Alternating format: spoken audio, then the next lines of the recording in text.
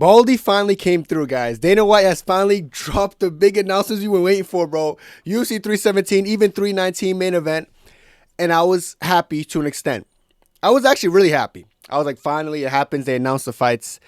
And then I noticed that he said the words vacant, lightweight belt. Vacant. Bro. Well, listen. I see this in two different ways. I know it's the end of the two-belt era. And I understand it. Now, I see a lot of comments saying, oh, it's not the end of the two-belt era. It's just Islam is not getting two belts because he was running scared. Some bullshit like that. First of all, guys, the first two simultaneous belt winner was Conor McGregor.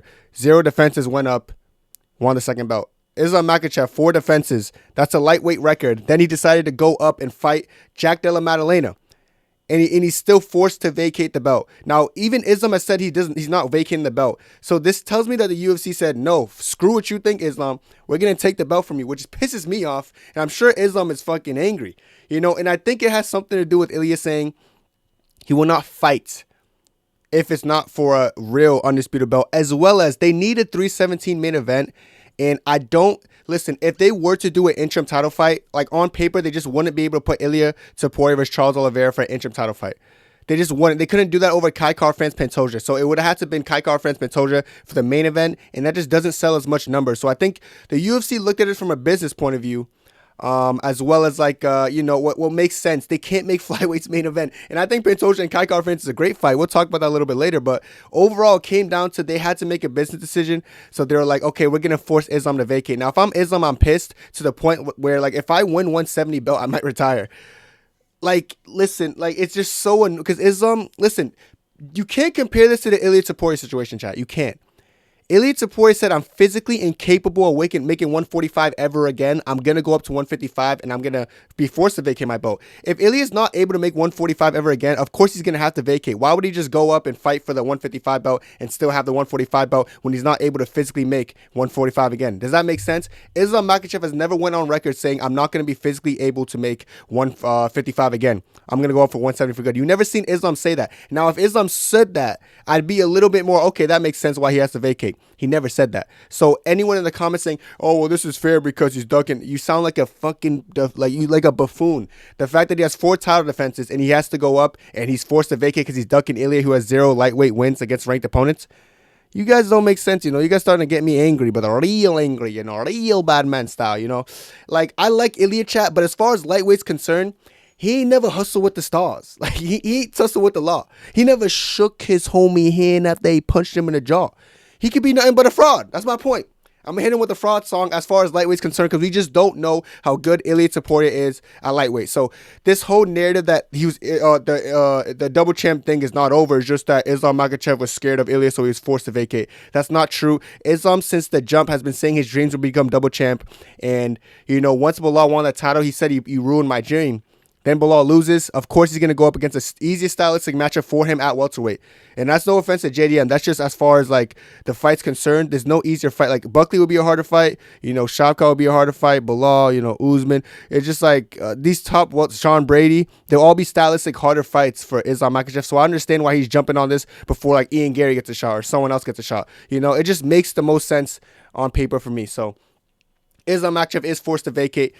And it's upsetting, and it gets me mad. When you crack your fist and you start twisting your neck a little bit, it gets me that angry. I'm actually upset. I'm actually I seem calm now, but trust me, in my head, I feel should I spaz out in this video or should I be a little bit relaxed, brother? And I'm gonna relax, but it gets me really mad that we're done with the double champ era because I feel like the double champ era just makes double champs look better. 2-division champ is cool. Pereira was a 2-division champ, But imagine Pereira with 1 belt here, he never get knocked out by Adesanya. He had a belt here, a belt here. It has more class with it, I jack it a little bit more.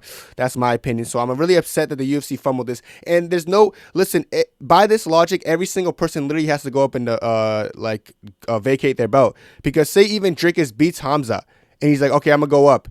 No, people are like, oh, you're ducking him off, so you have to vacate the belt. You see how it doesn't make sense? Because you could do this to any champion. Because no matter who you beat, there's always going to be the next guy up, unless you're like Kamar Usman maxing, beating the same people multiple times, or Adesanya Prime maxing, beating the same people multiple times, or, but that's very rarely the case nowadays. There's always the next up-and-comer. So if your excuse for Islam is that, just don't even type in my chat, or I'm going to hit, don't even say a single Yo, don't even, dog. That's all, I'm gonna leave it at that. Before I get even, I'm just gonna stop talking about this because it's starting to like get me mad the more I hear myself talk about this and just see how stupid it is for Islam. I feel bad for Islam. I do. I don't know his plans. Like, I don't know how he feels internally, but I know he's pissed. I haven't seen him tweet yet. I'm sure he's gonna say a tweet like, "This is number one bullshit." But yeah, well, now that we know that, I'm gonna skip this little slide real quick so we can talk about this because this is the fight at lightweight. Already said, guys, Charles Oliveira obviously doesn't deserve this, but I did know it was gonna happen. Of course, the UFC is not gonna do something that makes sense and give Arman Saruki and Ilia Topuria a shot because that makes too much sense. And if the UFC did stuff that made sense, wouldn't that be a little bit weird? It's always like if the UFC booked fights that like made sense, wouldn't that make for like fights that make sense? So why would the UFC want to make sense? The UFC doesn't really strive to like do stuff that makes sense to the company. The UFC kind of just strives to, let me just do the biggest WWE fight I can. Let me just book this guy against this guy because this guy's more popular. They don't do shit that actually makes sense to the division. Like, they never do that. That's just the UFC. That's how they're operated. They're going to do the most popular fight. And even on paper, I still think Paddy Pimblett and Topuria are more popular or a bigger fight just because the beef they had and the animosity they had, and the fact that Paddy Pimblett beat Michael Chandler better than Charles Oliveira beat Michael Chandler. This is my take. I know some people might be like, nah, I think Charles beat him a little bit better because Charles just looked cooler while he was doing it.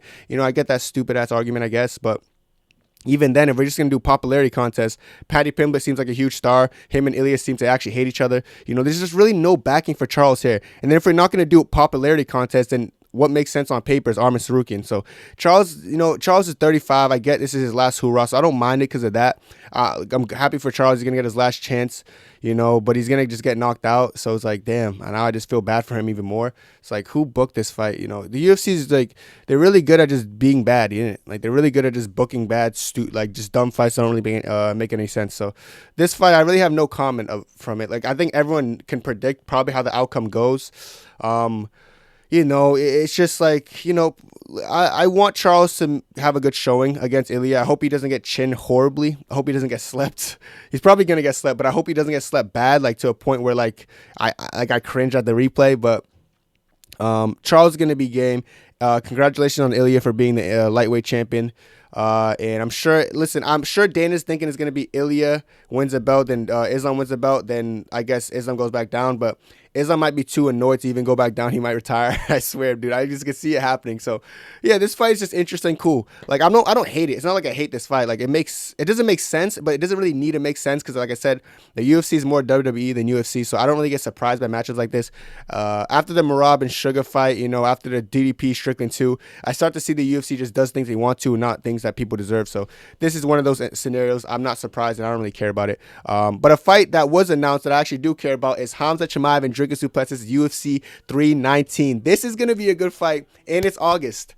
August is not that far away. August might look far away on paper, but August is actually pretty close. This is a fun matchup, man, and I think this is finally Khamzat's time to shine. But I think it's going to be a war. So this fight could go one or two ways. I think Khamzat could go in there and absolutely put the mauling on him like he does with everyone else. Or, Khamzat could go there, fatigue a little bit, then Dricus, has a second burst of energy and just makes it a dogfight. Either way, I'm really interested in this fight, probably more so than any other fight, like way more than Ilia and Charles, way more than Islam Jack, because the build-up's going to be fun for this. They seem to have real animosity. I could see Khamzat like smashing the table in rage as Dricus is saying his stupid, snarky remarks on the fucking press conference. It's going to be a good one. I like this fight. This is probably the most hype announcement of the night, in my opinion. This might be a hot take. I just don't like. I'm happy for Islam being double champ and stuff, but him and JDM, respectful build up probably, and then I feel like I know who's gonna win that fight. Same with Ilia and Charles. Gonna be they're gonna have some back and forth because Ilia's just good at getting under anyone's skin, but this fight right here is gonna be very interesting. And honestly, stylistically, I'm very interested to see how kind of Khamzat's skill goes against Dricus' kind of brute strength. So there's a lot of things I'm interested in this matchup. So we're gonna have to see how that plays out. And yes, August 16th in Chicago. This is an interesting one. I was actually very surprised. You know what's funny? I was listening to his announcement. I remember I clicked off after I heard Islam vacate, and I made a tweet, and I didn't even see this until afterwards. So I'm very hyped for this announcement, and I'm very interested to see how Dricus Du Plessis and Khamzat Chimaev match up in the octagon, because I know it's gonna just be I think people are going to be surprised, you know. I think people are going to be surprised about how good of an offensive wrestler and kind of juggernaut Khamzat is. Because I know everyone thinks he's good, but I think people believe that Dricus Du Plessis' wrestling is like tier 1, like one of the best people I've ever seen. You know, I just think Dricus is really awkward and strong physically, but I feel like when he has someone like Khamzat who can match his strength, it's going to be kind of surprising to some people, you know, in the grappling realm. Of course, Derek Brunson was throwing around Brunson. I mean, bro said Brunson. Of course, Derek Brunson was throwing around Dricus, but people would be like, oh, Derek might have a little bit better wrestling, you know what I'm saying? But I do have a feeling that Khamzat Dricus might surprise people who think Dricus is a pretty solid grappler. And he is a solid grappler, don't get me wrong. But I do think, you know, he has some awkward moments in his wrestling exchanges. And a lot of his takedowns are based off strength. Like the headlock against Whitaker kind of brute strength him down. When he rocked Izzy, he kind of just pulled him down, just all muscle, you know. He's a strong dude, but like I do think Khamzat's going to match his stature. It's like strength-wise. I think Khamzat's really big as for a 185. I don't even know how he ever made 170. Both of these guys made 170. I don't know how either guy made 170 because both guys are fucking huge. But I do think in the grappling it's going to be pretty one-sided to an extent, but like I said, if Dricus could survive the first round, in the second round, you never know what this fight could go out to because it's a 5-round fight. Dricus has the mentality for it. If anyone could beat Khamzat, I think it's Dricus, not even just because stylistically, but like mentally, dude. Like Dricus has that mental edge about him. Like he just really believes he's the best. And I think confidence, bro, when you're confident and you have like some physical attributes to back it up, you're damn near unstoppable because Dricus is smart enough to use just his stature and his size to his advantage and his awkwardness. And I feel like he's going to try to use it to his advantage against Khamzat Chimaev. It's just going to come down to how he's going to react to Khamzat when Khamzat's on his hips. We're going to see how good of a scrambler he is, how good he is at rolling out of positions. It's going to be a good fight. It's going to be a fun fight, and I am interested in it. So I like UFC 319. I don't know what else is on this card. I don't think he said much else about 319, but we're gonna have to see. I'm sure it's gonna be a pretty stacked card, and already for the main event, like, you know, maybe throw Izzy on this card. Throw Izzy on this card. I think I'm jacking that too. But yeah, and then of course. These are some other fights from 317. He's got Alexandre Pantoja and Kai Kara-France. You guys know how I feel about this fight. I think Kai Kara-France is going to be an Aussie champion. Yo, the Aussies have a chance to have 3 active champions. This is going to be like the Nigerians. You know what? Like the Africans, the 3 kings. This is going to be like the 3 Aussie kings, bro. I can see it, man.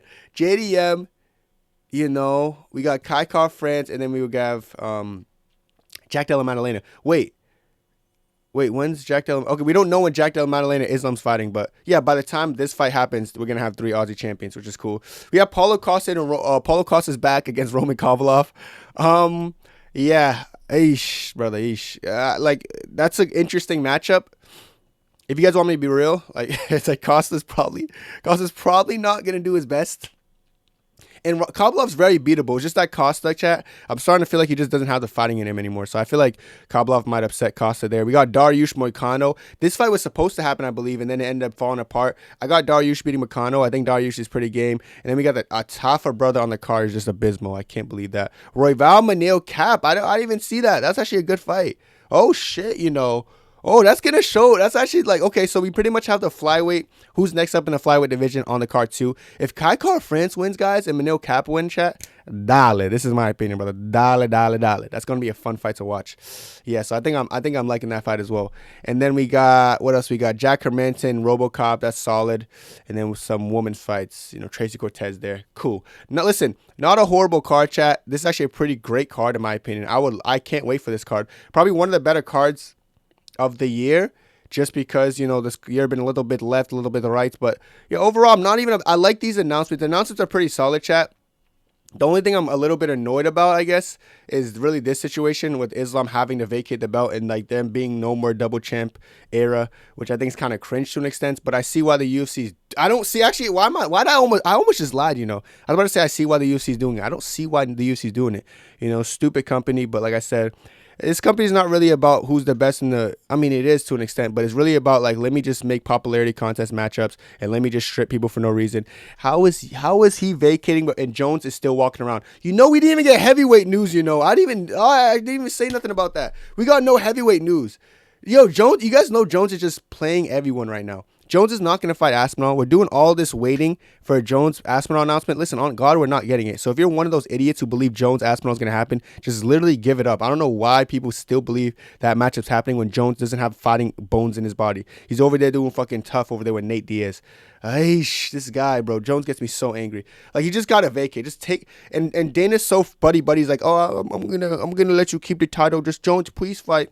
Listen, Dana was literally saying at the start of the year, John Jones is 100% gonna fight in the summer. I could pull up the clip. He's such a weirdo. I hate when Dana lies for him and like D rides him, bro. Like, get off the tip, Dana. Damn, bro. Like, you're so scared to vacate him because you're just the GOAT. Listen, guys, pound for pound number one. Take away his belt. You're making Islam vacate before you're making him vacate his belt. Once, one backhand, your lips, I'll slap your thin lips off. You feel me? Like, I just can't be asked about stupid situations like that. And it gets me mad even just thinking about it. So, yeah, I think it's going to be Aspinall versus, like, Saragon interim title fight. Or, like, Aspinall versus somebody. It's going to be Aspinall fighting for a vacating belt. The only reason it's getting delayed, chat, is because Dana White doesn't want to make Jones vacate because he loves him too much. So, we're going to have to wait for Dana White's balls to drop. And then once that happens, we can get some heavyweight news. But other than that, guys, this was the announcements. I actually think it was a pretty solid card. I think it was a pretty solid announcement, like, because we know what 317 is finally after years of waiting. And there's some fun matchups. You have 319 announced and still no Jones news. But let me know what you guys think down below. That's it for me, and God bless. 2, 3.